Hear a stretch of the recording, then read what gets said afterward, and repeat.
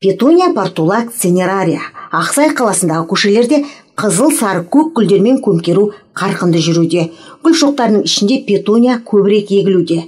Түрлі түсті әдемі гүлдер алдағы уақытта қаланың сәніне айналмақ. Таңертеңгілік уақытта теміржол вокзалы аумағында гүл егушілердің жұмысы қыза түсті. Мұнда бірнеше адам Ұлы Отан соғысы жауынгерлеріне арналған ескерткіш алаңында жұмыс жасауда. Бірі гүл орнын әзірлесе, екіншісі егуде. Ақсай қаласында гүл егу жұмыстарын JP жауапкершілігі шектеулі серіктестігінің қызметкерлері атқаруда. Гүл шоқтарының ішінде петуния көбірек егілуде.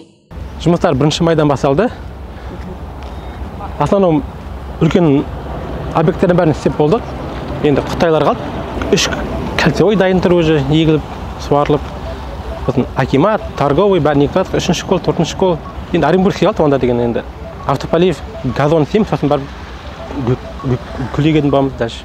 Ақсай қаласы әкімдігінің мәліметінше, қазіргі уақытта Ақсай көшелерінде гүл шоқтарын егу жұмыстары жүргізілуде. Көздің жауын алатын бір жылдық гүлдер негізінен саябақтар мен гүлзарлар айналма жолда және мектеп аулаларында егілуде. Биыл 400 мың дана гүл егу көзделсе, қазіргі уақытта жұмыстың барлығы дерлігі орындалды. В том году, по крайней мере, у нас были положительные отзывы, много кому понравилось.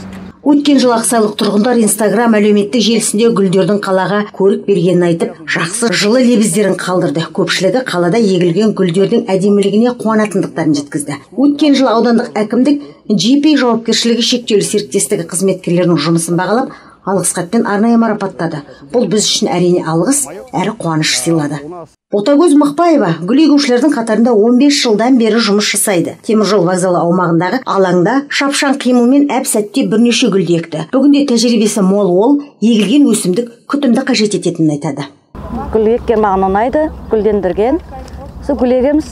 Бірінші жақсылап егіп, одан жақсы суғару керек, дәрісін беру керек уақытысында. JP жауапкершілігі шектеулі серіктестігі Ақсайда гүл шоқтарын егуді биыл 2-ші рет атқаруда. Жалпы көгалдандыру бойынша облыста нарықта жұмыс жасағанына 9 жыл. Ақсай ғана емес, Шыңғырлау ауданы, Орал қаласының көшелерін гүлмен көмкерген. Аталмыш жауапкершілігі шектеулі серіктестің шаруашылық жөніндегі директоры Алексей Васильевичтің айтуынша, қалада гүл егу жұмыстары өткен жылмен салыстырғанда ерте басталды. Бірнеше күн ішінде жоспарды орындаған. Так, штат у нас большой, потому что у нас в Уральске еще объем.